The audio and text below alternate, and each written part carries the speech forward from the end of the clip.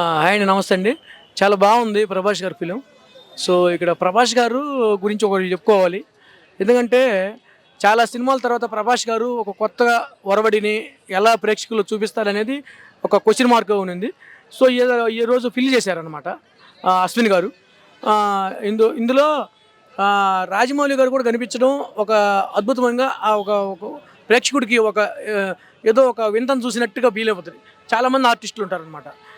అంటే ఇండియన్ ఆర్టిస్టులు అందరిని సెట్ చేసుకోవడం. అన్ని భాషల ఆర్టిస్టులు సెట్ చేసుకోవడం ఒక గొప్పగా ఉంటది.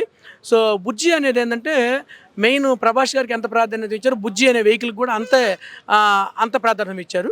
సో, నేటి తరానికి భవిష్యత్ కాలంలో ఏం జరగబోతుందనేది ఒక అప్డేట్ ఇచ్చారనమాట. సో, ఓవరాల్‌గా చాలా హ్యాపీగా ఫీల్ అవ్వడం అనేది గొప్ప విషయం. ఎందుకంటే Guinness book of the record Brahmanandam గారి చేత కూడా ఈయన ఒక కొత్త ఒక క్యారెక్టర్ చేపించడం ఈ కొత్త ఫిల్మ్‌గా ఈ ఫిల్మ్‌లోనే నేను చెప్పుకోవచ్చనమాట. అశ్విన్ గారు బాగా యూజ్ చేసుకున్నారు బ్రహ్మానందం గారిని. ఆ తర్వాత ఇక్కడ కమల్ హాసన్ గారు చేసిన పీరియడ్ అంతా కూడా భూతకాలం అన్నమాట. సో, దైవకాలాన్ని మొత్తం కూడా అమితాబ్ బచ్చన్ గారు చేపించారు. సో, ఓవరాల్‌గా మాత్రం చాలా హ్యాపీగా ఫీల్ అవుతారు ప్రతి ఒక్క ఆడియన్స్ కూడా. ఎందుకంటే డిసప్పాయింటెడ్ సీన్స్ మొత్తం కూడా ఏం లేవన్నమాట. ఆ డిసప్పాయింటెడ్ సీన్స్ అనేది ఎక్కడ మనకు కనిపించవు. అందుకనే మూవీ మొత్తం కూడా ఇంటర్వెల్ దాకా కూడా స్టోరీ అనేది మనం కథలోకి రివీల్ కాం. స్టోరీలకి రివీల్ కాం. ఇంటర్వెల్ తర్వాతనే స్టోరీ వాట్ ఈస్ దిస్ కల్కి అనేది మెసేజ్ వస్తుంది. లాస్ట్‌లో మాత్రం పీక్ స్టేజ్‌కి వెళ్ళిపోతారు ప్రతి ఒక్కరు కూడా. అంటే గూస్ బంప్స్ అనమాట ప్రతి ఒక్కరు కూడా. మనం రామాయణం, భారతం, తర్వాత అర్జునుడు, భీముడు, నకులు, సహాడు వాట్ ఈస్ దిస్ మా ఇండియన్ హిస్టరీలో ఇవన్నీ కూడా మనం గుర్తుంచుకోవాల్సిన అంశాలన్నమాట. ఆ హిస్టారికల్‌ని ఆధారంగా చేసుకొని కూడా ఈ మూవీ ఉంటుందన్నమాట. సో, ఓవరాల్‌గా ఫిలిం మాత్రం చాలా హైలైట్ ఉంటుంది. ప్రతి ఒక్కరు చూడొచ్చు అనమాట.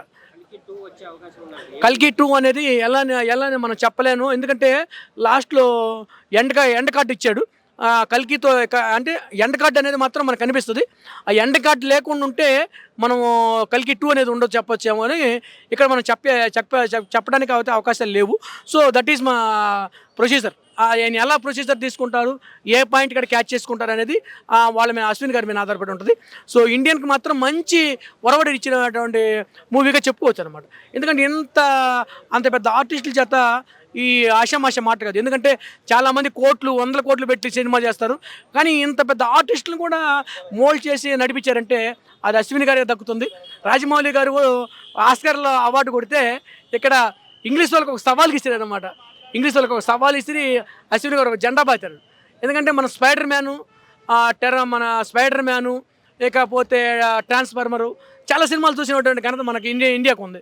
సో, వాటన్నిటిని కూడా ఒక 2 గంటల థియేటర్లోనే మొత్తం క్యాచ్ చేయడం అంటే this is not a joke. So, I'm happy.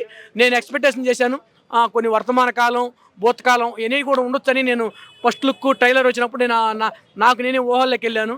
So, నా ఊహలకు తగ్గట్టుగా ఈ ఫిల్మ్ ఉంది. సో, నేను చాలా సంతోషపడుతున్నాను ఈరోజు. సో, ఓవరాల్గా మూవీ మాత్రం హైలైట్. యాజ్ ఏ పిట్టల ద్వారా మీడియా మిత్రుల ద్వారా ప్రతి ఒక్కరు కూడా నమస్కారాలు తెలియజేసుకుంటూ, మీడియా మిత్రుల ద్వారా నేను ఎంతో ఒక ప్రేక్షకుడిగా నేను ఎంతో సంతోషపడుతున్నటువంటి అంశం. జబర్దస్త్ ఎన్ని చేసినా కూడా ఈరోజు ప్రతి ఒక్కరు కూడా ఆదరించడం నాకు చాలా హ్యాపీగా ఉంది. ఇండస్ట్రీలో ఉన్నత స్థాయికి వెళ్ళాలి. అందరూ ప్రతి ఒక్కరు కూడా ఆశీర్వదిస్తారని, పెద్దలు, మహానీతులు, మహానుభావులు ఎంతోమంది ఉన్నారు. వాళ్ళందరి ఆశీర్వాదంతో నేను మరో ఉన్నత స్థాయికి వెళ్ళగలని, వాళ్ళందరూ కూడా నన్ను రాణింపజేసి ఉన్నత స్థాయిలో నిలబెడతారని కోరుకుంటున్నాను. ఇట్లు మీ పెట్టల ద్వారా thank you. Blockbuster movie signing off the పెట్టల ద్వారా థ్యాంక్ యూ.